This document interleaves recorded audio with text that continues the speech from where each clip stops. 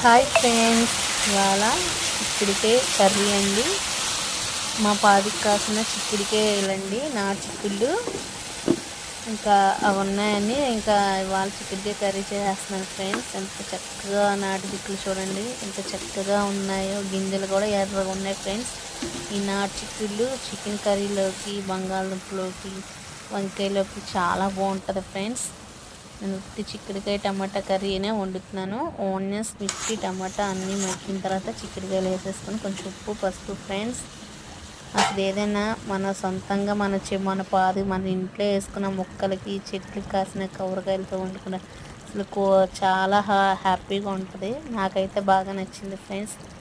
అసలు పాదికి బాగా కాసినాయి ఫ్రెండ్స్ చిక్కుడుకాయలు. ఇంకా మా చుట్టాలకి, మా ఫ్రెండ్స్కి కూడా కొంచెం పంపిస్తాను ఫ్రెండ్స్. శాంతి కుకింగ్ ఛానల్ సబ్స్క్రైబ్ చేసుకొని, లైక్లు కొట్టండి, షేర్ చేయండి, ఫాలో అవ్వండి ఫ్రెండ్స్.